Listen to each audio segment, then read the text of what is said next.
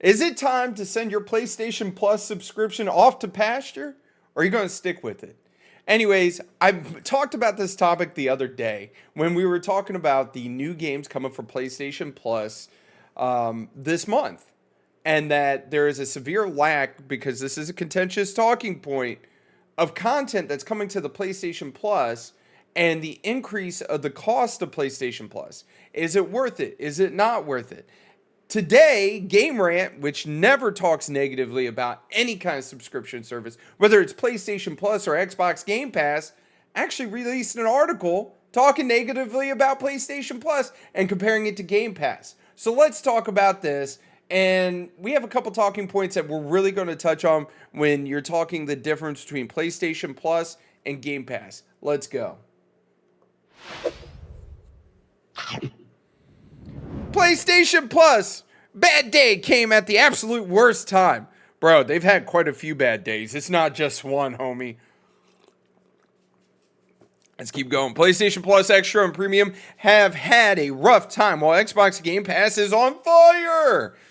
The latest update to PlayStation Plus removed 22 games and only added 10, which that's what I talked about the other day.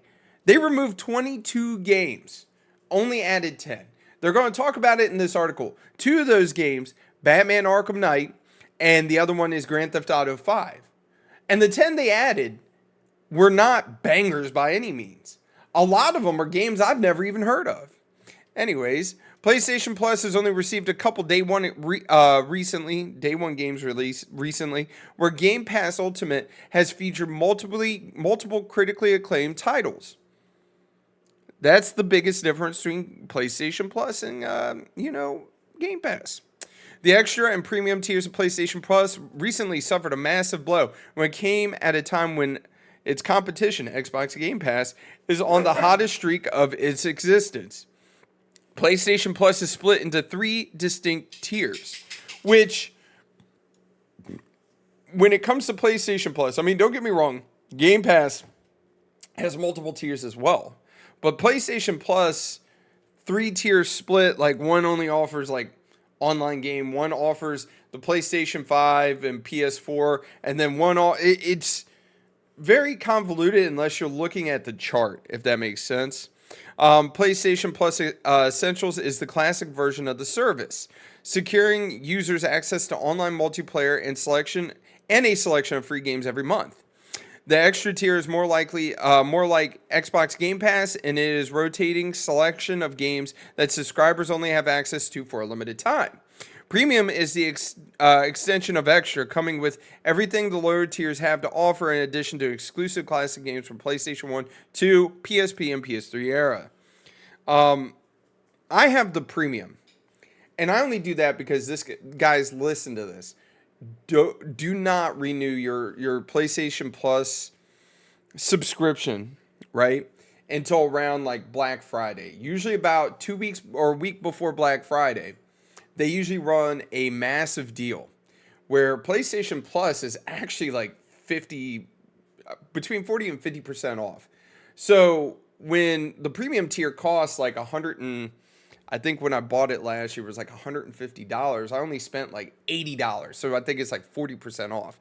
So that is the secret to saving yourself money. Try to get your subscription to run up roughly around the time of Black Friday, or purchase said subscription around Black Friday to save yourself quite a bit of money.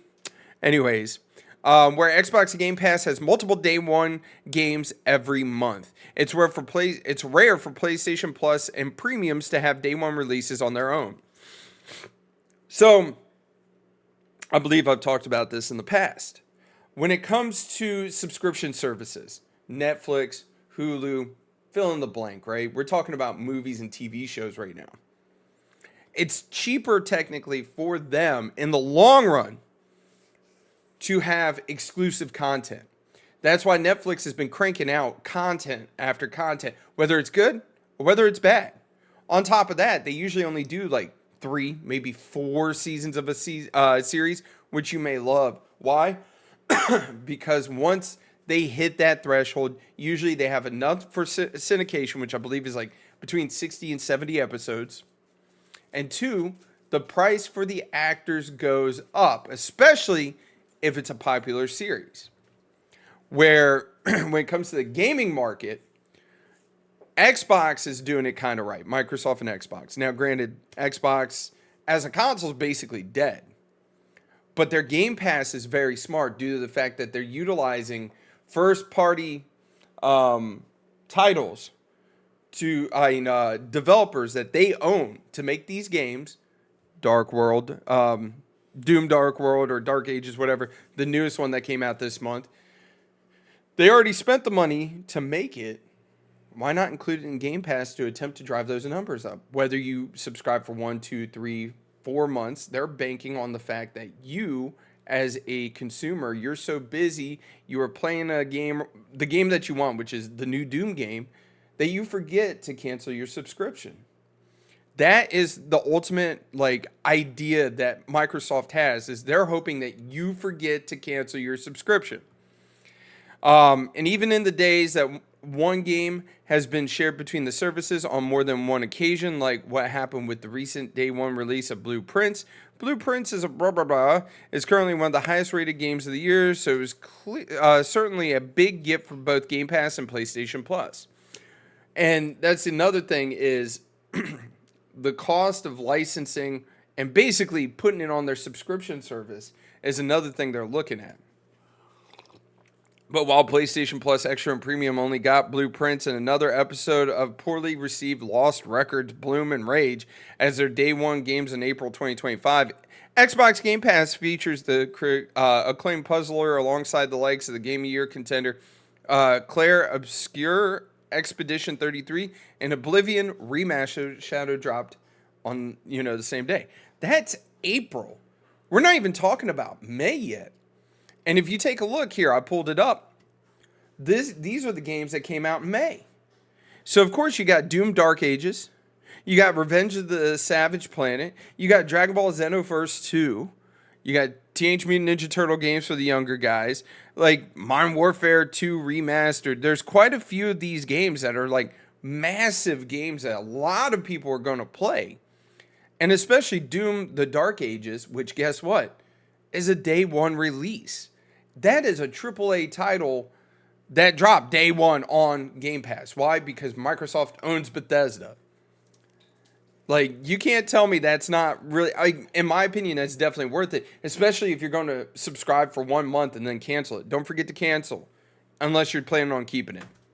PlayStation Plus Extra and Premium haven't received any additional day one games since Blue Prince was added to the service in April, where Game Pass Ultimate subscribers have been treated to aforementioned games like Revenge of the Savage Planet and the blockbuster first-person shooter Doom the Dark Ages, which this is what I was just talking about. Now, it should be stressed that day one games have never been a real selling point for PlayStation Plus, Extra, or Premium anyways. It's because PlayStation puts all this money into games like, the Spider-Man game. Or even though Sony owns the right to Spider-Man, or they put all that money into The Last of Us, right? They got to recoup that money. Microsoft is banking on people coming and spending money on Game Pass.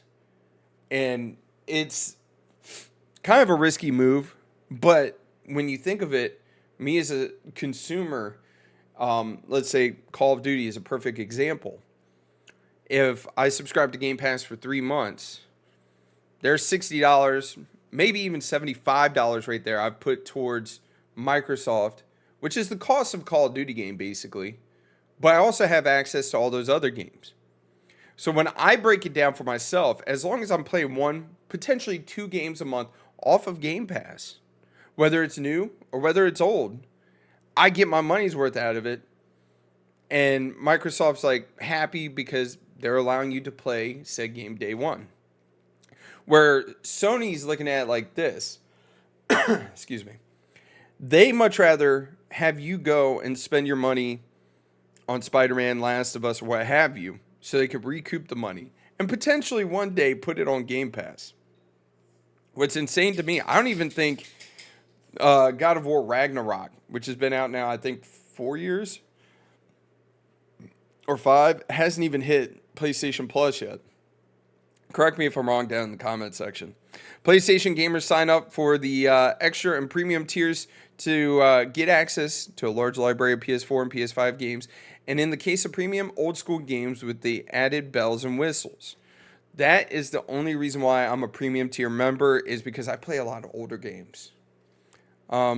Let's keep on going. But down here was the big talking point that kind of really cemented it for me, is the fact that PlayStation Plus subscribers lost 22 games, and they only added 10, right? But like I said earlier in this video, Batman Arkham Knight and Grand Theft Auto 5 are the two out of those 22 titles that they lost. Can they name 10 of the game, like one massive game from the 10 they added? No. But then down here, they also, another talking point that I made in the video the other day, you're losing 2 Resistance titles, right? But guess what? Sony owns them. There's no reason for them to remove them unless like they have something behind the scenes. And then right here they said as well, premium exclusive members, exclusive games like the Walking Dead, Sinners, and Saints games. Like, the Sinners and Saints games are terrible, if you guys didn't know. There's absolutely no reason to mention the Walking Dead, Sinners, and Saints game in the same breath as the Resistance titles, because they were fucking terrible. Let's go full screen.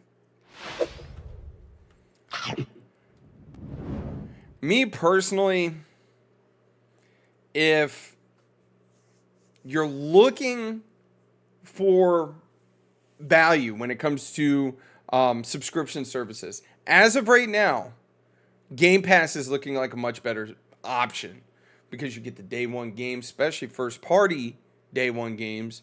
Last month they added Oblivion. This month they added Doom, the new Doom game. PlayStation's losing out on multiple games on the subscription service while adding no real value. Is it time to set PlayStation Plus into the pasture? Potentially.